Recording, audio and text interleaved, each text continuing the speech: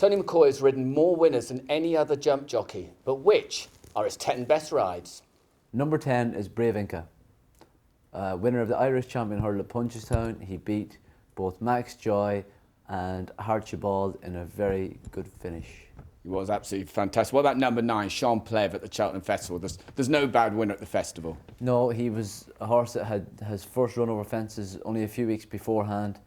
He ran twice in 4 or 5 days.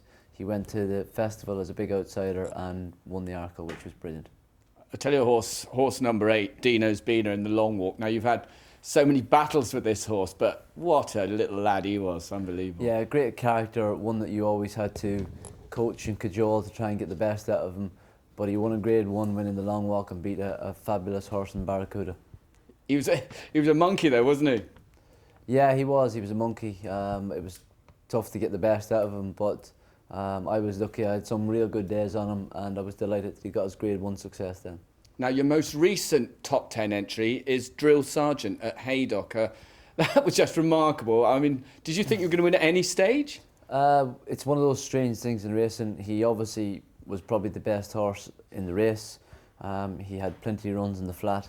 He just decided the stable yard was his best option, and was quite rightly thinking that there was no point going out in another circuit when the stable yard was just where he was. He decided to stop, and it was just a case of letting him find his own feet and letting him do his own thing, and luckily he took off again whenever the others passed him. But when you ride that sort of horse, do you honestly think they're going to win? I mean, do you just keep... You know, you just gotta play it by ear and see what happens, and obviously he had more than enough ability to get back and beat those type of horses. It was just one of those strange things in racing, but luckily he made me look good on the day too. Well, another horse that made you look very good, and I know this gave you a lot of pleasure, was horse number 6. It's Hennessy in the Bet365 at Sandown. Yeah, for lots of reasons. Obviously, one of my best friends, Carl Llewellyn, trained him. It was, it's the last big jump race of the season. A lot of the way through the race, he never looked like he was going to win, and luckily he just grounded out in the end. And as I said, it was great to ride a big winner for one of my best friends. I mean, normally you're very professional. You come in, we just about get a smile at you in the winner's enclosure, but you were loving that. I remember it distinctly. Yeah, I was, and I said it was mainly for those reasons. Carl had a tough time that season, and as I said, to end it with the last big winner of the season, riding for him was one of my most favourite winners. Horse number 5, this is an extraordinary race. It's always on Question of Sport, Family Business at Southwell. Yeah, well, the fascinating thing was that he was actually favourite before the race started, Luke, and what everyone kind of luckily forgot was that I actually fell off him in the first place. He kind of stumbled at the second last with the circuit to go, and I fell out the side door. Luckily, there wasn't that many runners, and at the time I can distinctly remember that none of them were jumping that well, so I just had it in the back of my mind that there was, there might be this slight possibility that none might complete. So luckily it worked out for me in the end, and it's one of those, it's one of those very strange races. Back to the Cheltenham Festival again for horse number 4, and I just remember what an epic finish. Edward on Byrne, the Queen Mother Champion Chase. Yeah, of all the races that I ever wanted to win, the Queen Mother Champion Chase was always the one that I wanted to win. I think it's the real speed test for fast, good 2-mile jumpers, and from a jockey, it's the most thrilling race to ride in. And he was unbelievably brave to beat Direct Route, and to win a race like that, a short head, was an amazing feeling. I remember watching you coming down the hill. I don't think I've ever seen horses go so fast over fences. Yeah, he was a very, very accurate horse on good ground. He was a very fast jumper, and probably why he was able to win a champion chase was through his slick, spending no time in the air style of jumping. Now, he was a very brave horse. Let's move on to the top 3 now, and Pridwell at Aintree. I mean, to say he's a character would be doing him an injustice, but a very good horse on his day. Yeah, he was. Obviously, he was a horse that Martin had claimed out of a claimer, I think, and had got him to progress all the way through. I think he had refused over fences. He definitely had his own ideas about the game. But at Aintree in the Martel hurdle, he beat, probably the best hurdler of my time, in Istabrack, in his peak.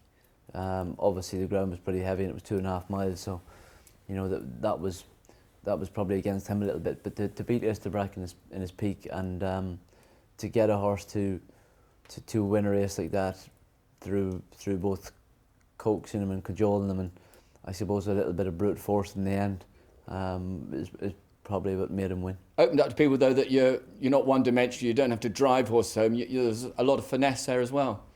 Well, there was a bit of finesse for the first half of the race, but I'm not sure that I think from the last hurdle it was just pure ignorance and brute strength that really got him home. But he wasn't a horse that you could actually have bullied, and I thought that I cajoled him and coaxed him into that position to be able to do that, to get the last little bit out of him. So I've always thought it was one of my best rides for those reasons.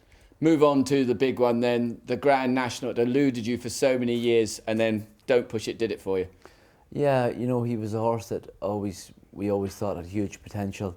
I remember telling JP at Cheltenham one day that I thought he was a certainty in a novice chase, and he got beat, and I couldn't believe it. And lo and behold, it was Denman that beat him, and that's probably why at the time I couldn't believe it. But things hadn't gone right with him pretty much before the Grand National, especially his run at Cheltenham in the Pertemps hurdle race. And that was the first time that I really doubted whether he was the Grand National horse or not. But luckily my trainer, John O'Neill, stuck me on him, and as they say, the rest is history. Funny enough, the race itself was relatively straightforward for a Grand National, wasn't it? Yeah, it was. I think nowadays you need a horse with a little bit of class. You look at the previous winners, even the likes of Mon, who won it the year before, was third in this year's Gold Cup, and Don't Push It, a little bit of class. And as you say, the race was a pretty straightforward race as far as the Grand National goes. It was as straightforward as you could ever have hoped. Meant a lot though. Yeah, it meant everything, because if you have had 14 previous attempts at trying to win something, and it being the Grand National, to finally have won it, just makes it just makes my career, if you like. Yeah. And move on to the big one, Which the Lineman at Cheltenham in 2009. Leicester Pig at Royal Academy was previously the most extraordinary race I'd ever seen, but Which the Lineman, I couldn't believe it. Yeah, it was amazing, look, but I actually feel a little bit guilty, because I think the horse never got the credit that the horse deserved. He had a great will to win. He was obviously he was as genuine as any horse that I've ever ridden, because all the way through the stages of that race at Cheltenham, he felt like he was going too fast. Therefore, it was getting his jumping a little bit. It was getting his jumping a little bit at it, and I just feel that I got a lot of the praise for that horse winning at Cheltenham, when I felt the horse deserved as much credit as I did, because he really wanted to win. He couldn't win coming down the hill though. You couldn't win from where you were. But you know what?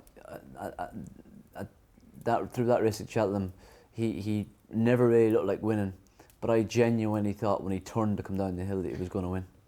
And as I said, it was when you watch races like that, they're always fascinating to watch, when you see a horse coming from that far back that hasn't ever looked like winning and finally getting up. But I feel a little bit guilty about the credit that I got for the horse winning, and that I've always felt the horse never got enough credit. He's probably my favourite horse of all time.